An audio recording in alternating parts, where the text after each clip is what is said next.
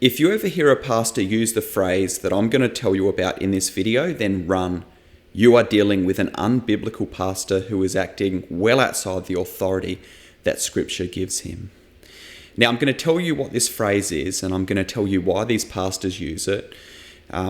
It's really grounded in the fact that they want to control and they want to silence people. When a person brings a legitimate question before them, it might be a biblical question or about something that's happening in the church, they'll use this particular phrase because they don't have a legitimate answer to that question.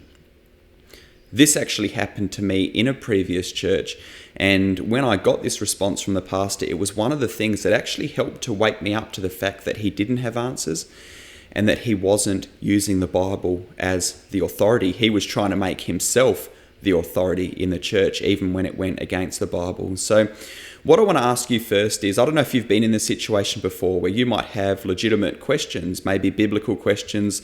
There's something you've heard in the sermon or being taught, and you're looking at the Bible and you're thinking to yourself, I don't see how this aligns with the Bible. I want to have an open discussion and get some understanding and communicate some things just to see if I've missed anything here.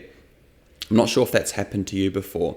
What does the Bible say about that type of person? Does the Bible criticize that type of person? No, in fact, it does the opposite. We see here in Acts chapter 17, it says, the brothers immediately sent Paul and Silas away by night to Berea. And when they arrived, they went into the Jewish synagogue. Now these Jews were more noble than those in Thessalonica. They received the word with all eagerness, examining the scriptures daily to see if these things were so. So the Bible itself tells us that we are to examine the scriptures. That is our standard, to see if what is being taught is true or not.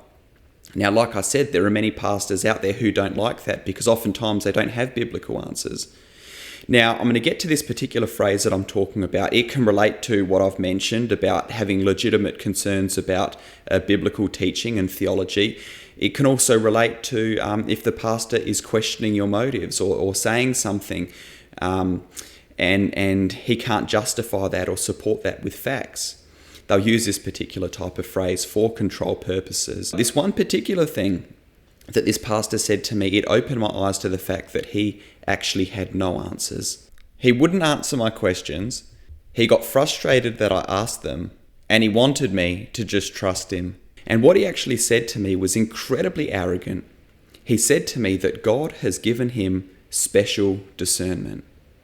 That is an enormous red flag when someone is saying that. They're basically saying that no matter what you present to me, no matter what you ask, whatever answers I give are the right answers because God has given me a discernment that he hasn't given to you. And therefore you must submit to my understanding because my understanding is greater. I have a greater level of discernment than you. And this is incredibly arrogant. This is incredibly unbiblical. And why a pastor will do this is often because they don't actually have an answer to give you when you present the scriptures to them. So what I would say to you is if a pastor uses this type of phrase, run. Because what it means is they don't actually have answers to give you. They're just trying to deflect. They're just trying to silence you. And the truth is that anyone who has any level of discernment wouldn't go around telling people that they have special discernment. The truth of Scripture is the truth of Scripture. And if someone cannot support their position with Scripture, then there's a big problem, no matter what position they hold and no matter what they claim. Has this ever happened to you? We'd love to get your thoughts. Leave them in the comments below and I'll talk to you soon. God bless you, friends.